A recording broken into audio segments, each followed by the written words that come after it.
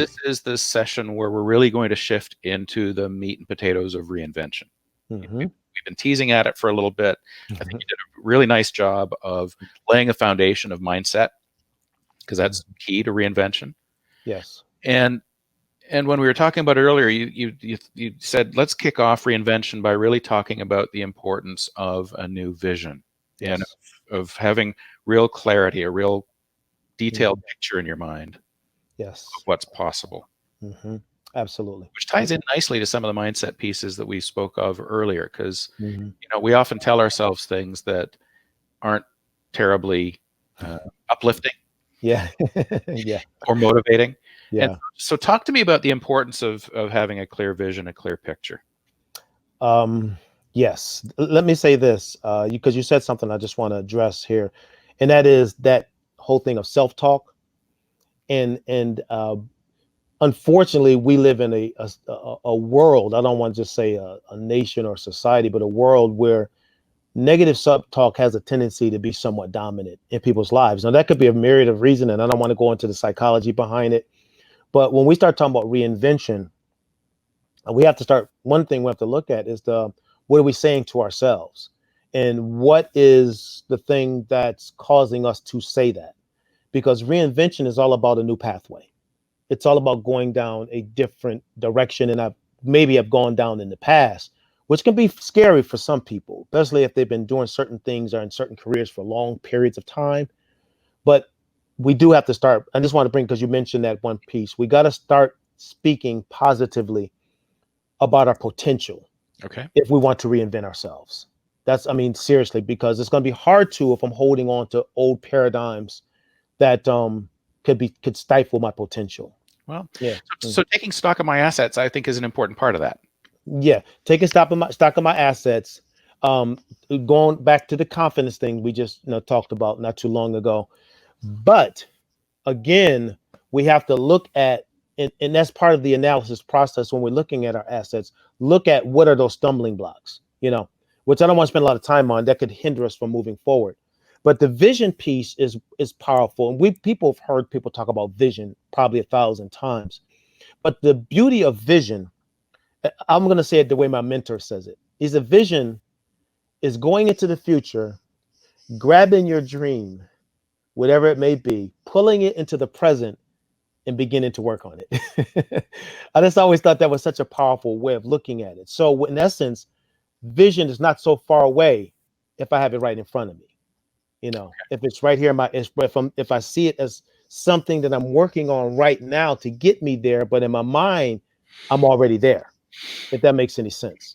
So talk to me about vision, because I think the risk is people could be sort of rolling their eyes as they hear this and saying, all right, so I dream of a future that's all rainbows and unicorns. Yeah, it's not realistic. I don't really buy into, because it stretches even my imagination. Yeah. So when you talk about vision, be a little bit more specific around what that means, if you can, because it needs to be tangible, I think, for people watching this. Well, we motivational type have to be careful. So thank you for what you just said, because we do. But it's important to understand that we're not talking about pie in the sky here. We're not talking about, if I'm a business owner, I'm going to be worth 10 billion in 2 years. That's, or it's going to all be easy in pursuit of my vision. What I'm looking at is something that's realistic. When you talk about SMART goals, it's specific, measurable, attainable, realistic, and time sensitive. So if I have certain transferable skill sets or certain assets that can lead me to other opportunities, and I know that's realistic based upon these skill sets that I possess, then I can now start saying, well, maybe I want to be over in this area in sales, or maybe I want to be over in this area in management. And that doesn't mean that it's going to happen in a year or happen in 2 years. But the vision is, I want to try to get over there. And we see it all the time in people in sports and people in entertainment. And when they tell their stories, they started in, studio apartments, but they had this vision, to be this actor or this entertainer, and they were willing to put the work in. So one of the key parts is this process that we have to go through from here to the vision. Okay. Yeah, it's important because the process is not always clean. It can be a little messy, but we have to go through it to get to that vision. But we still are more motivated by the vision of, again, a new career path, a new uh, that's not say career path, but also could be new way of living, Hmm. a new direction I want to go down in the way that I do things. But vision has always been one of the driving forces for most people to accomplish just about anything. I mean, we're both business owners, and you Yeah. had a vision for your company, and I had a vision for mine. So Okay. yeah. So there's a sweet spot here. It's got to be something that motivates me, that energizes me. Hmm. Yep. There's got to be some distance to it. So it can't be something that I'm going to achieve by Saturday. Nope. Yeah. Um, and it has to be meaningful to me. Yes. Yes. Absolutely. So when you work with people who are articulating a vision or building a vision, Daryl, Hmm. what are the building blocks and what does the end product look like? Well, we have a couple things we look at. I'm driven by a lot of.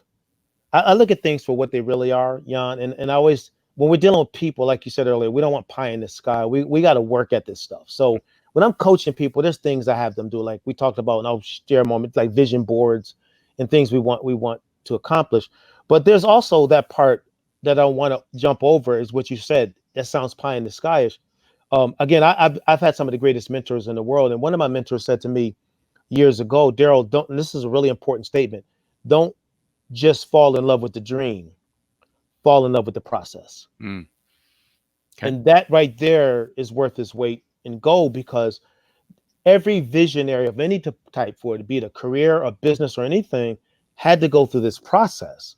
And in that process is going to be making mistakes. Um, you know, Starting over from things I may have started that didn't seem to go the way I wanted them to. That vision is still out there, but I'm going through this process. And then once you get to the vision or you achieve the vision, new career, new life, new focus, new destiny, or whatever it may be, you will be able to say that I can appreciate this because I've been through things that I had to go through some things in order to get to this end result. Right. And not every person wants to go through this middle part, you know, to get to that end result. So they remain comfortable where they always been. They're not willing to move forward. So the objective, the vision needs to be Hmm. magnetic. It needs to be strong enough and emotional enough to me Yeah, that I'm prepared to go through some stuff to achieve it. absolutely. And that's, Jan, if I can say this, people I've coached over the years and the people I've trained over the years, I have so many success stories of different people, but the ones who were able to get to that point of achievement of vision, whatever it may be, career or business, um, they did what my mentor said. They almost fell in love with the process. They almost fell in love with that process. Yeah. But for me, I have to think that part of the value of the exercise Hmm. is once you're really clear on what your vision is, Yeah. Hmm. and and sure you can make it as detailed and precise as you want, or it can be bold but broad. Hmm. What it's going to do is it's going to provide a filter for you, isn't it? That's. So it's a lens through which I can Mhm. evaluate everything I'm doing today. Yeah. That's why, yeah, So, that's why we talk about doing vision boards and people. And I'll tell you, if any, and like right now, we have so many unemployed people out here that are. And I was just reading an article yesterday that said a large percentage are not going to go back to the jobs that they once had. mm, So it's almost like we talked about disruptive innovation. We're going to be forced to innovate. right. We're going to be forced to reinvent. Not, but I always tell people that's not a negative. That's actually a positive. Now, what do you really want to do? Like, what's really on your heart, and that becomes your vision. And so you put that up, and you say, "Hey, I want to be whatever," and you put it on the vision board, and included in that could be other things like my health and my, vitality, and you put that up there. Like if you see mine, I wish I had a picture. I would show it to you. I have, this real healthy guy, eating veggies all day long and things like that up there. Yeah. Even though a burger slides in every now and then, but but this is my vision. But I do live by a lot of it. So I do, I exercise and things like that. But it's there and it's clear for me.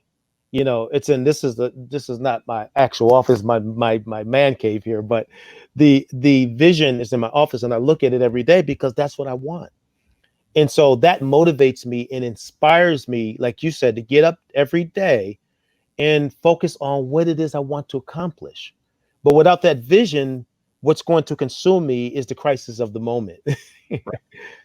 Right. Yeah, Right. yeah. And there are going to be some steps that you take that aren't taking in that direction.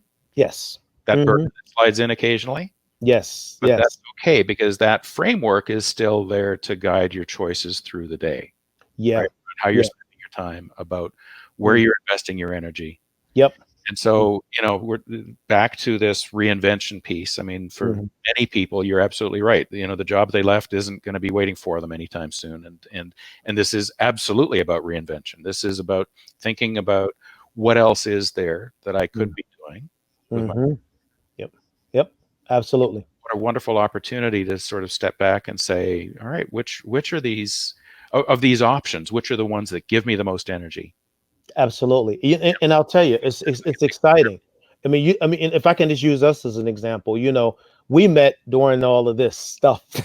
We met before this, but we connected before this because we both have a mutual passion for helping people find, meaningful employment and, living their dreams through effective, job, find a job that can help them live. But but in when all this happened, we sort of reinvented. We looked at new ways to engage and new ways to connect with people who have mutual interest to encourage each other. So the thing is, we have to realize that now, with all this going on, is a great time. And we're going to talk about networking and all that later, but to network with the right people, to connect with other folks, to partner with people, Mm, to create mastermind groups and people who can hold me accountable. And that's a huge part of it. I don't want to go into that in detail because that could be another 40 minutes. But if I have this vision, who am I accountable to? I have 3 accountability partners. And we are regularly meeting, talking about where we are and what we're doing and how is it happening and things like that. So vision also needs support, if that makes sense. yeah. You don't want it just to be yourself. You do want it to be others. I don't, again, that's a long message, we can go on and on. But if you have this vision in front of you, who's going to be on your team to help you get there? That's a Right. critical question you need to ask yourself. Yeah. Okay. Yeah. So again, that's a big chunk for people to chew on. I think we're going to leave it here, Daryl, Okay. and allow people to sort of digest through the questions that we're going to post on the downloadable action plan, so that when we pick it up in a week's time, there's a good jumping off point. So thanks And again for today. yeah, let me say this real quick, if I can. Just keep in mind that vision board thing, Mm, and you can Google it. You don't need us to tell you anything. Just go on Google and think about it because you don't want vision just in your head. You want it out here. You want to see it. You want mm. to touch it. And so that's just one thought as people are doing their assignments to keep that in mind. Makes it real. Yep, Cool. Thanks, Daryl. you got it.